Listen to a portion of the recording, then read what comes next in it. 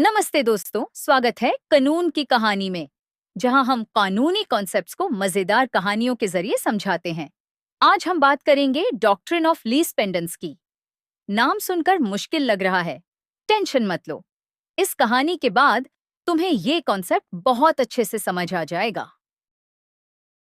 गांव रामपुर में दो भाई अर्जुन और विक्रम अपने पिता की दी हुई खेती की जमीन के मालिक थे। लेकिन जैसे जैसे वक्त बीतता गया, दोनों के बीच मालिकाना हक को लेकर झगड़ा शुरू हो गया। अर्जुन को लगा कि विक्रम उसके हिस्से की जमीन भी कब्जा करना चाहता है, इसलिए उसने कोर्ट में केस फाइल कर दिया।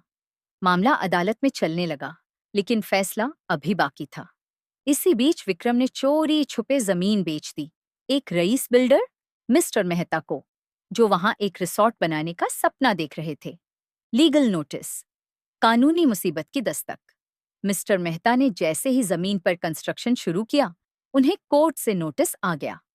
नोटिस में लिखा था कि यह जमीन अब भी विवादित है और इस पर कोई भी मालिकाना हक अंतिम कोर्ट फैसले पर निर्भर करेगा।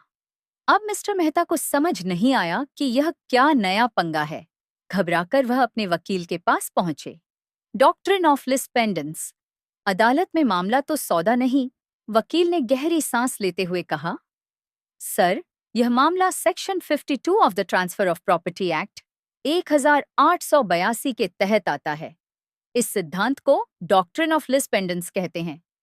इसका सीधा मतलब है कि अगर किसी प्रॉपर्टी पर मुकदमा चल रहा हो, तो उस पर किसी भी तरह की खरीद फरोख्त या बदलाव मान्य नहीं होगा जब तक कि मामला खत्म न हो जाए। अब मिस्टर मेहता को गुस्सा आ गया। उन्होंने कहा, लेकिन मुझे इस केस के बारे में पता ही नहीं था। मैंने तो ये जमीन कानूनी तरीके से खरीदी है। वकील मुस्कुराए और बोले, सर, ये कानून रूल ऑफ नोटिस पर नहीं, बल्कि नेसेसिटी फॉर फाइनल एडजुडिकेशन पर आधारित है। चाहे आपको पता हो या न हो, कोर्ट के आखिरी फैसले तक यह जमीन विवादित ही रहेगी। Supreme court judgments lis pendens पर कोर्ट के फैसले। वकील ने समझाया कि सुप्रीम कोर्ट इस पर पहले भी कई बार फैसला दे चुका है। 1. K.N. Aswathnarayana Sethi v state of Karnataka, AIR 2014 SC 27। Court ने कहा कि अगर मुकदमे के दौरान प्रॉपर्टी बेची जा सके, तो कोई भी केस अपने सही फैसले तक नहीं पहुंच पाएगा। 2. संजय वर्मा व मनिक रॉय, एयर 2007 SSC 1332। यह नियम सिर्फ लोगों को जानकारी देने के लिए नहीं, बल्कि मुकदमे का सम्मान बनाए रखने के लिए है। 3. Thompson press, India, LT डॉफ Nanak builders, 2013। 5 SSCC 397। अगर मुकदमे के दौरान कोई प्रॉपर्टी बिकती है, तो वह सौदा कोर्ट के आखिरी फैसले के अधीन रहेगा। कोर्ट का फाइनल डिसीजन। कुछ सालों बाद कोर्ट ने अर्जुन के पक्ष में फैसला दिया। अब क्योंकि विक्रम ने केस के दौरान ही जमीन बेची थी, तो वह सौदा मान्य नहीं हुआ।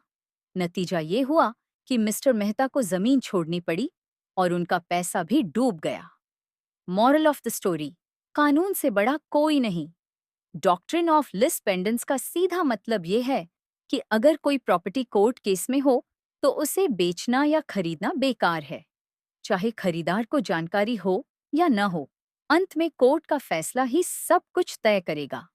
इस तरह अर्जुन को उसकी जमीन वापस मिल गई और मिस्टर मेहता को एक महंगा सबक मिला। जमीन खरीदने से पहले मुकदमा चल रहा है या नहीं, ये जरूर जांच लें। बस, आज की कानून की कहानी यहीं खत्म होती है। अगर तुम्हें ये कहानी पसंद आई और कुछ नया सीखने को मिला, तो लाइक, शेयर और सब्सक्राइब जरूर करना। अगले एपिसोड में मिलते हैं।